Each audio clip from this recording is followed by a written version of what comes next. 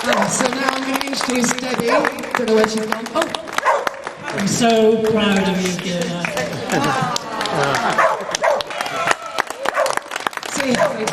So now I want to introduce Debbie from UK Column. We've all watched UK Column. It was my source of information for the first 6 months, watching it solidly, and encouraged me to do more research. So I don't know where Debbie's gone. Oh, hello, Debbie. Everybody, Debbie from UK Column.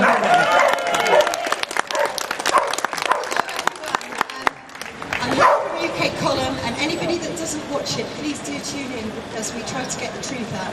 I've made a few notes, but they're just bullet points, right? Is that better? Can you hear me now? I'm not used to this. Right, so what I want to say first of all is that for me, as a trained nurse, my golden rule, and I think that of most medical professionals, is that you never ever experiment on pregnant women, their unborn babies or children. End of. It's as simple as that.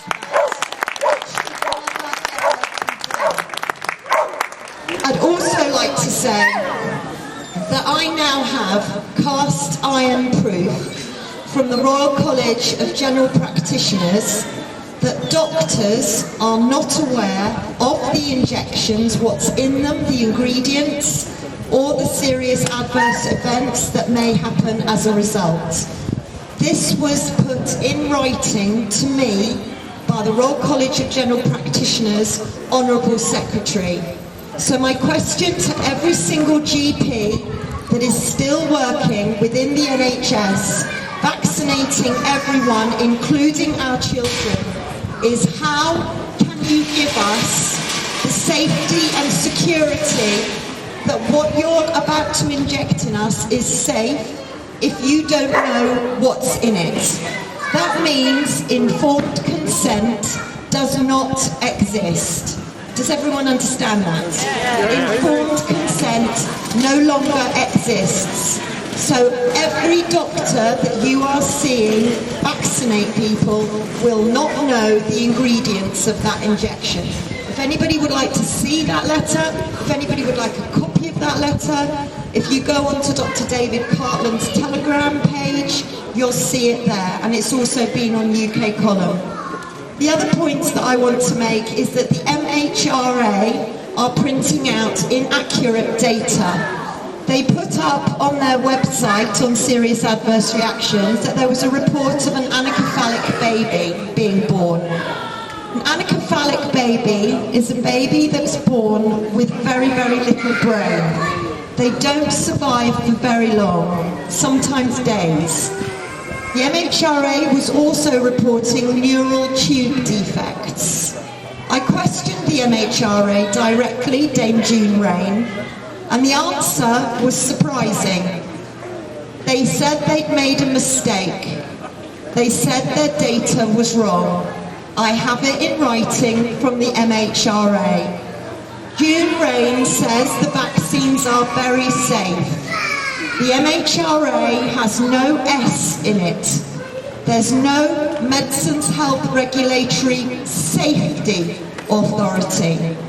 The MHRA are ignoring, refusing to debate and obfuscating the truth. Dame June Rain and Dr. Alison Cave, Chief Safety Officers, are deliberately, in my opinion, misleading the public and misleading parents.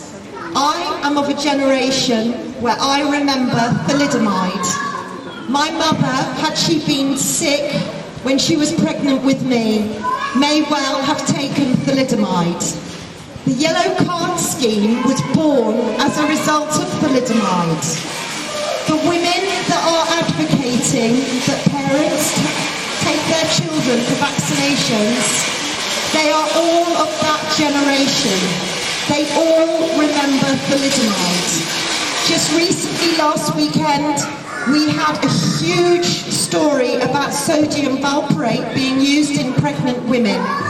At the MHRA board meeting on Wednesday, of which I was present, this was mentioned, and June Rain said that she was going to use the force of the law.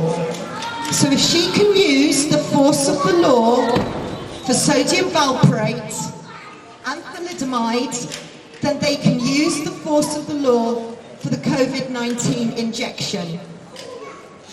What I would really love for you to all do is to join me and complain directly to the MHRA. There's no point anymore putting freedom of informations in.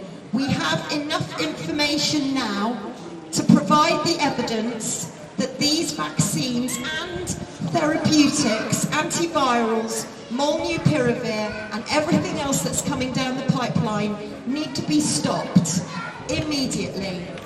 So I'm going to read out the MHRA email.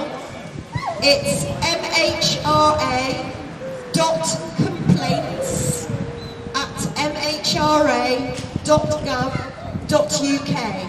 Please mark it as an official complaint.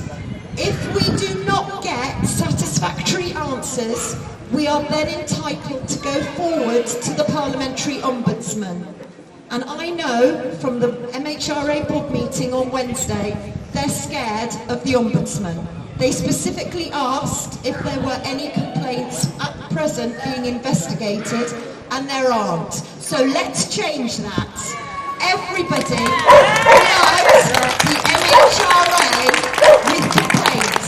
The second thing that I would ask you to do is to put in a letter to your GP surgery and ask your GP why he is giving this injection when he doesn't know the ingredients. Ask him. Make sure that you get an answer. Because, you know, my son is a brilliant chef. And I can tell you, if he offered me prawn a la peg, I would ask him what the peg was. And there would be law as well governing. If he gave me something harmful or poisonous, then it would be a legal case and a criminal case. So when I ask my doctor what PEG is, polyethylene glycol, polysorbate 80 for AstraZeneca, they don't know. So there's one rule for food and there's one rule for medicines, and this has got to stop. So please email or write to your GP surgery, email or write to the MHRA complaints. We have to bring the MHRA down.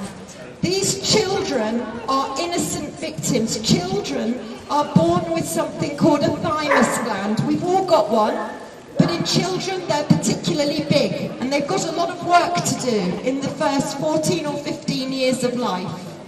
And what that little gland does is it remembers things. So if something nasty's come along, the thymus gland are like the SAS, and they create memory cells and killer cells and anti-inflammation cells.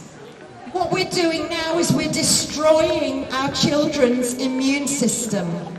By locking them up, we're stopping them from climbing trees, playing in mud, playing with other children, increasing their immune system. By injecting them on top, we are destroying their immune systems. Pregnant women, the clinical trials have not been completed, but you should never ever experiment on pregnant women.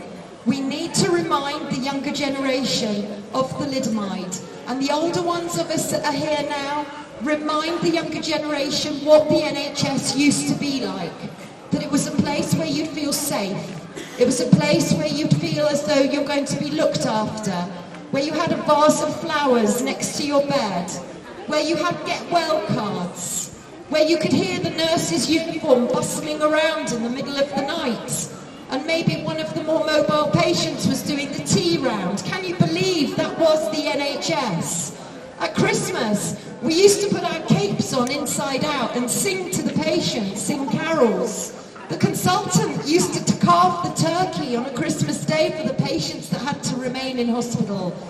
There were convalescent homes. This was the NHS, and now it's completely alien to what I can see. What I would like to say too is that This is scary. There is the NHS long-term plan, and in that, 50%, that's 50% of children will be involved in clinical trials by 2024. They are going to continue to experiment on our youngsters, on our children, on our pregnant mums and their unborn babies. This agenda is not going to stop. We have to stop it. We need to inform ourselves, pass the word around and protect our children, because you know what? They are the future. They really are the future. So the golden mantra for me and from UK Column is thank you for everything that you do. Thank you for all the emails. We really do read them, and many of the viewers go, wow, we didn't realise you were going to use that so quickly. So we do read the emails. We're only here to show the truth, and we will provide evidence to back up everything that we say. So when you get home, 2 emails, one to your GP, one to the MHRA.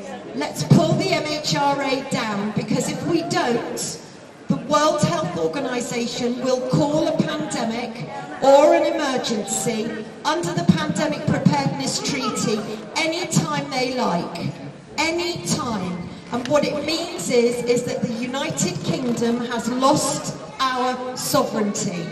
So for any Brexiteer MPs, they need to be informed that whilst they were voting to leave Europe to regain sovereignty, Boris Johnson handed it over to the World Health Organization, so that now they have the powers to put 194 countries into immediate lockdown, to mandate injections, mandate new tablets, new medicines coming down the line.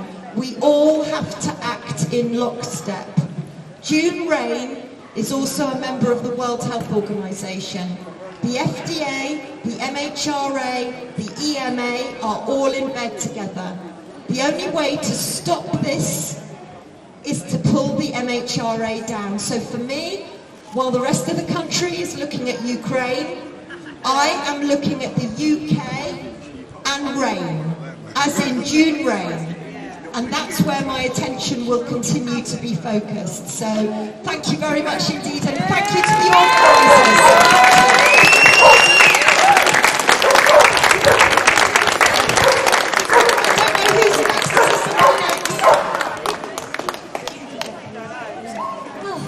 Thank you all for coming along today. So we're very grateful for everyone who's speaking, Fiona Rose Diamond, and for Debbie from the UK Column. And I just want to say that what we're going to be doing is we're going to be marching through Truro to the other end to Lemon Key. But beforehand, Fiona's got something to say, and then I believe Charlie has also got something to say. Oh, right, okay, well. All I was going to suggest, guys, because I think the numbers are great today, and I'm so happy to have met you all and come down to Cornwall, and I'd really like to get a photo in front of this sign. And if you could gather sort of either side quite tightly, and we can get a nice picture of all. Are you up for that, guys? Yeah? And then we can get moving and make some noise in Truro. So if everyone sort of comes either side here, so you won't have to squash in next to the sign. Debbie? Get all the placards off and...